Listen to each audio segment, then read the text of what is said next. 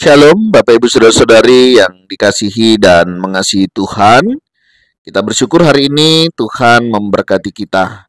Mari sebelum kita membaca, merenungkan firman Tuhan, kita berdoa. Tuhan, terima kasih, kami bersyukur hari ini kami boleh ada sebagaimana kami ada, semua karena berkat dan kemurahan-Mu. Terima kasih ya Tuhan untuk kasih setiamu di dalam hidup kami. Sebentar kami akan membaca, merenungkan firman-Mu. Berfirmanlah dan biarlah kami mengerti apa yang menjadi kehendak-Mu di dalam hidup kami. Kami berdoa di dalam nama Tuhan Yesus Kristus. Haleluya. Amin. Ayat renungan kita hari ini terambil dari 2 Petrus pasal yang pertama, ayatnya yang ketiga hingga ayatnya yang ke-15. Saya akan membacakan ayat yang ke-12 dan 13. Karena itu aku senantiasa bermaksud mengingatkan kamu akan semuanya itu, sekalipun kamu telah mengetahuinya dan telah teguh dalam kebenaran yang telah kamu terima. Aku menganggap sebagai kewajibanku untuk tetap mengingatkan kamu akan semuanya itu, selama aku belum menanggalkan kemah tubuhku ini. Amin. Demikianlah firman Tuhan. Mari kita merenungkannya. Bapak Ibu Saudara yang dikasihi dan mengasihi Tuhan, sebagai seorang yang dipercayakan Tuhan menyampaikan firman Tuhan, tentu kerinduan dan hatinya adalah setiap kita boleh bertumbuh dalam kebenaran firman Tuhan. Jadi ada beberapa teman kadang bertanya, kamu kenapa toh kok bikin renungan repot-repot? Ya, toh ada banyak orang yang membuat renungan, bahkan mungkin lebih bagus dari renunganmu katanya. Ya pada saat itu saya menanggapi, ya makasih saya bilang. Yang kedua, ya saya sadar memang hidup ini kan sebuah perjalanan di mana setiap kita itu harus menjalaninya. Nah, bagaimana kita menjalaninya itu juga penting, ya. Termasuk bagaimana kita sebagai anak-anak Tuhan di dalam kehidupan ini, misalnya dengan membaca, merenungkan firman Tuhan. Jadi Bapak Ibu Saudara, saya masih ingat ya awal-awal saya membuat renungan ya dan bertahan sampai hari ini. Ini satu hal yang menurut saya juga luar biasa. Saya bisa belajar untuk setiap hari ya membuat renungan, mempersiapkannya dan membagikannya. Kenapa? Karena tidak sedikit tantangannya pada saat kita membuat renungan ini ya. Kadang kesiangan, kadang kondisi lagi nggak fit, kadang sibuk, kadang memang tidak mudah.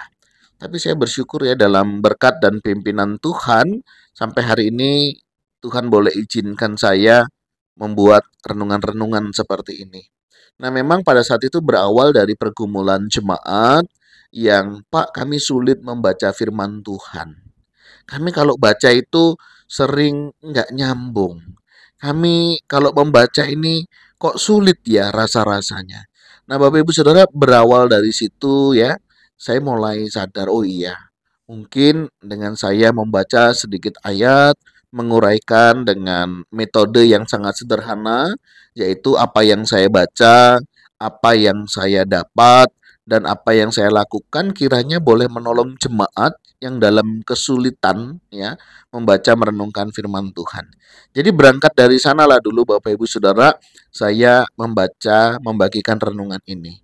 Yang kedua, memang saya sadar ada hal-hal yang perlu diingatkan, ya perlu disadarkan yang dengan secara sengaja melalui renungan firman Tuhan. Yang terkadang hal ini tidak tersentuh ya. Jadi kalau Bapak Ibu Saudara memperhatikan renungan saya memang saya buat dengan sangat sederhana supaya memang lebih mudah dipahami. Lebih mudah dipahami dan semoga juga mudah untuk dilakukan. Jadi memang renungan ini ditujukan untuk kita yang baru-baru belajar. Mungkin kalau yang advance ya bisa melihat renungan yang lain begitu Bapak Ibu Saudara ya. Nah, ternyata hal ini senada ya seperti yang surat Petrus ini ungkapkan.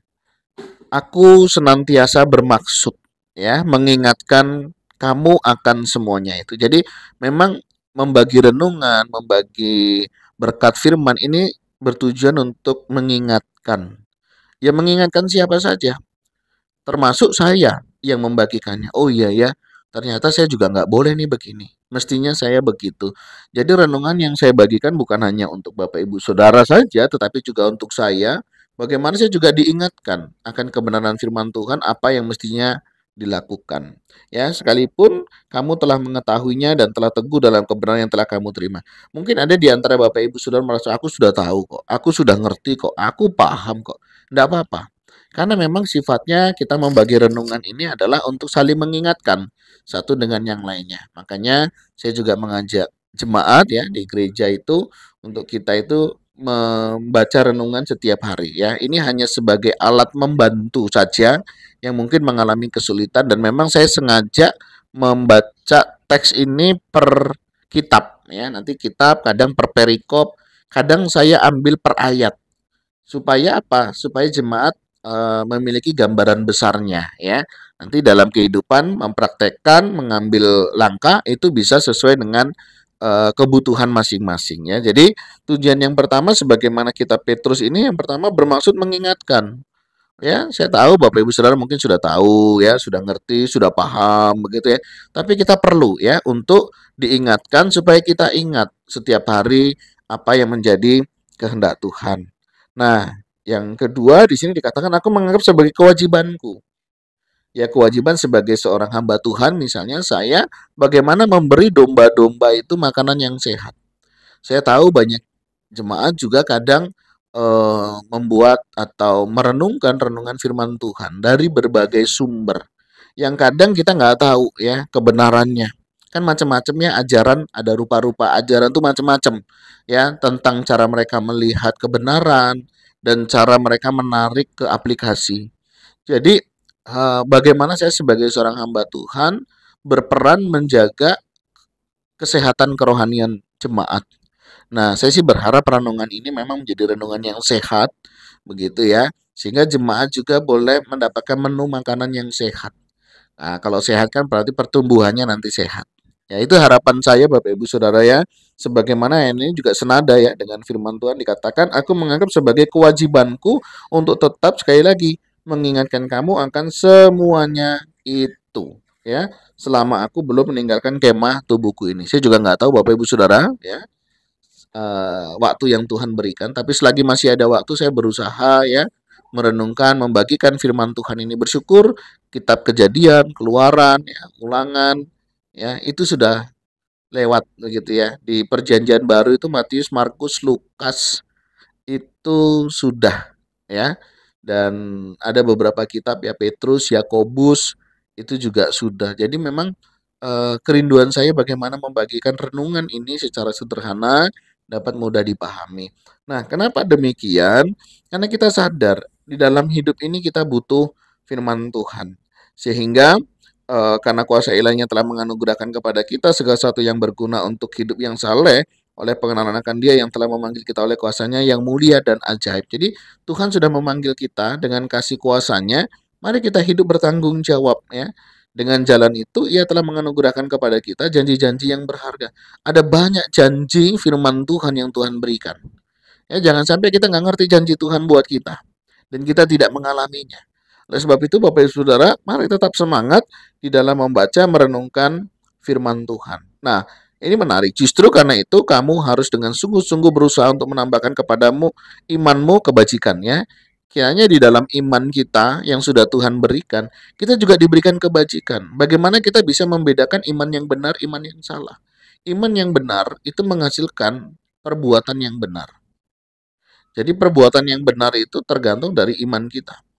Ada banyak orang memang beriman, tapi iman yang bagaimana? Ya, misalnya banyak orang berpikir kita tuh perlu membawa orang pada Tuhan. Itu iman yang pertama. Iman yang kedua, kita perlu membawa Tuhan di dalam kehidupan orang itu. Ini beda Bapak Ibu Saudara. Tugas kita itu bukan membawa orang datang pada Tuhan. Tugas kita itu membawa Kristus kepada mereka. Dan nanti Kristus yang akan mengerjakan itu dalam kehidupan mereka. Nah, ini contoh pandangan. Contoh dalam ibadah. Ada sebagian orang memandang ibadah itu berbicara tentang saya. Tetapi sebenarnya ibadah berbicara tentang Tuhan. Ya, beda. Misalnya kita berbicara tentang ibadah itu tentang saya. Wah, nggak enak ibadahnya, kurang enak. Itu seringkali kan begitu ya. Pemimpin pujiannya begini, pelayannya begini. Karena kita melihat ibadah itu untuk kita. Padahal ibadah bukan untuk kita. Ibadah adalah untuk Tuhan. Bagaimana kita menyenangkan hati Tuhan, mendapat undangan dari Tuhan, kita hadir, kita memuji, kita memuliakan namanya, dan kita mendengar firman-Nya. Nah, ini kan dibutuhkan kebijaksanaan dalam memahami iman. Jangan sampai iman itu salah. Ya. Bicara tentang Injil. Injil bukan berbicara hanya sekedar kabar baik ya, tetapi tentang bagaimana Tuhan yang mengerjakan itu di dalam hidup kita. Itu Injil. Dan itu semestinya kita sadari. Nah, semoga di dalam iman kita memiliki kebajikan. Dan kepada kebajikan ditambahkan pengetahuan. Jadi orang beriman juga perlu memiliki pengetahuan yang benar. Bukan hanya sekedar penting beriman. Enggak, Bapak Ibu Saudara ya. Beriman penting, bijaksana juga penting. Oleh sebab itu milikilah pengetahuan. Nah, di sini pentingnya kita rajin baca Alkitab. Ya, bukan hanya kata orang, bukan hanya kata pendeta, bukan hanya kata orang-orang yang ngerti. Enggak. Kita perlu belajar sehingga kita boleh mengalami pengenalan pribadi dengan Tuhan. Seperti Ayub. Dulu kata orang aku tahu Tuhan itu baik, tetapi sekarang aku mengalaminya.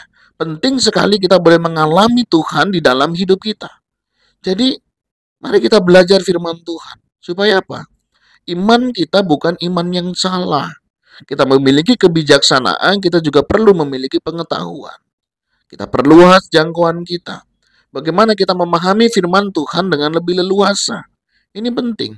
Ya, banyak orang kan, sementing beriman, sementing percaya Yesus selesai. Enggak. Kita perlu belajar memahami iman kita dengan baik dan benar. Ya, sehingga di dalam penerapannya kita tahu. Ada banyak orang Kristen kadang, sementing beriman. Loh, beriman penting, tetapi iman yang bagaimana itu juga penting, Saudara. Ya. Jadi penting sekali kita memiliki pengetahuan supaya apa? Tidak salah. Ada banyak orang itu asal tafsir ya. Sementing masuk ya, cocokologi nanti masuknya.